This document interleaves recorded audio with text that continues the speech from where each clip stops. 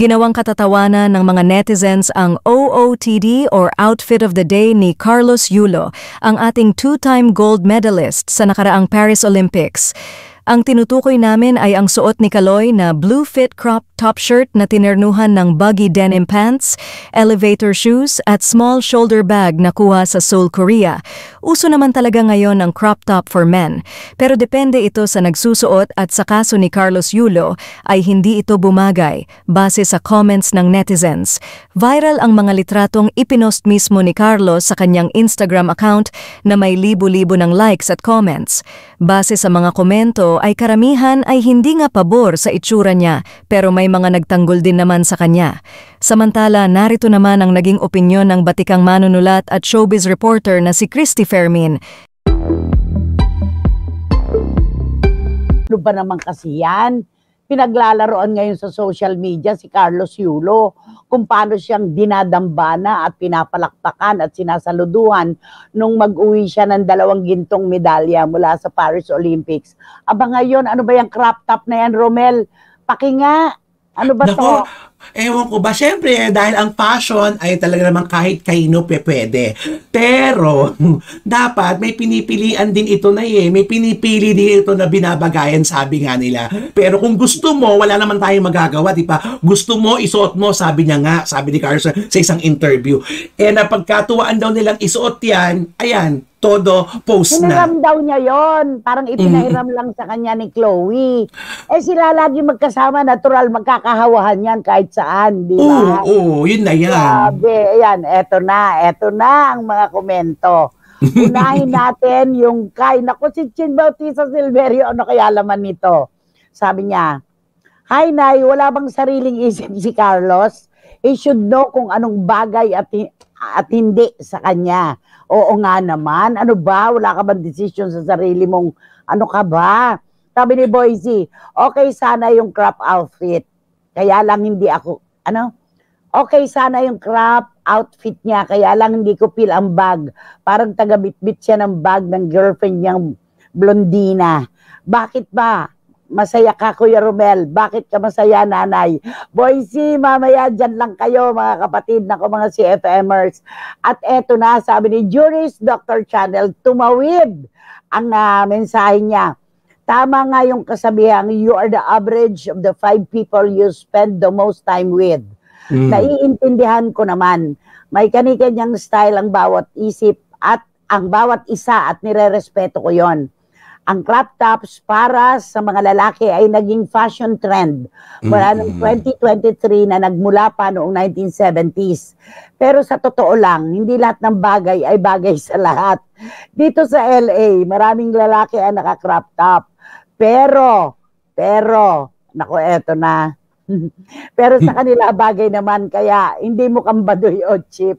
Kasi matatangkad sila, di ba? Yun ang ano dito. Ano ba yan? Talagang, ito naman si Kaloy kasi, nakikinig naman ng kung ano-ano sinasabi ng girlfriend niya. Oo, nagulat kasi ang lahat kasi wala sa personalidad niya na ganon ang itsura niya. Yun ikinagulat ng lahat. Ayun. Naku, ang dami-dami na nagte-text. Alam po namin, meron na kaming ideya kung bakit masaya kayo ni Kuya Romel. Ayan, mamaya. Naku, lulumalig ng San Jose, California. Maraming salamat. Sabi ni John, ako naman, ito lang ang masasabi ko. Kalalaking tao, bakit naman pumapayag-payag siya na kung ano ipasuot sa kanya, yun ang isusuot niya. Hindi ba niya naaalala na 2 gintong medalya ang inuwi niya sa Pilipinas para palitan lang niya ng crop top na yan na meron pa nakalaylay na bag sa harapan niya? John, ang taray mo dito Ang taray-taray mo dito, nakakaloka Di ba? Nako, ewan ko that's what you call love. Di ba? Pagbibigyan mo ang kahilingan ng iyong minamahal. Ayan, na-enjoy niya na. Sobrang pagmamahal, sobrang tiwala. Alam niya sa kanyang sarili na hindi siya ilalagay ni Chloe sa hindi magandang posisyon. Kaya ayan, pinagtatawanan ng kanya itsura ngayon, di ba? Ito naman si Chloe, kung ano, tingnan mo Ano ba yan? Ang sexy. Sumexy. Ano ba yan? Kasi fit kasi. Nag-post pa ng ganyan. Ano ba naman, Kaloy? Nakakaloka. Sabi ni Dan Clavasillas, sabi po ng mga bashers, mukha raw pong gasol na nakakrop top. Ano ba yan? Tama nga po. Wear it if you are comfortable with it. Pero dapat handa rin po sa mga pintas na maririnig mo. Ang di po bagay ay hindi bagay.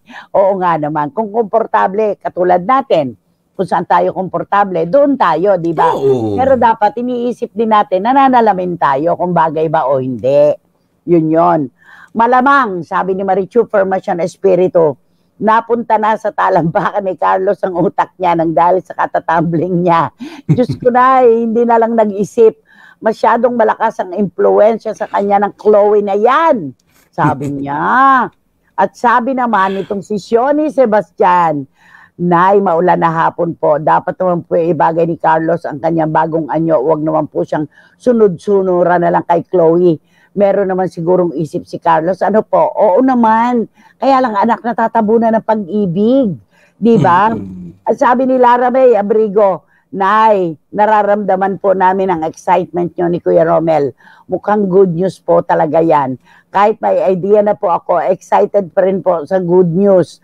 Naku, pareho kayo ni Lumalig. Yan ang sinasabi at saka ni Boycie. Sabi ni Paulo Ubalde ng Viracatanduanes, Nay, nababagay lang po ang crop top sa matatangkad, please. Sabi niya. Yun ang sinabi ni Juris Dr. Channel. Sa Amerika nga naman, di ba, usong-uso yan. Pero dahil matatangkad nga sila, bagay. Yun. Di ba? Okay. Nako, eto na, sabi ni Wating-Wating, babalik siya kay Kaloy. Ang nakakaduling tingnan ang crop top ni Kaloy. Paano nakikinig kay Chloe girl? Ikaw talaga, Kaloy, ipatawas mo na kaya kita. You need proper guidance, iho. Sabi ni Wating-Wating. Sabi ni Boycie Karagay, kung bagay sa personality mo at height mo, flaunt it. Kaya lang hindi siya katangkaran, hindi ko type. Chloe, wag mo na siya ulit pagsuotin ng ganyan. Ayun.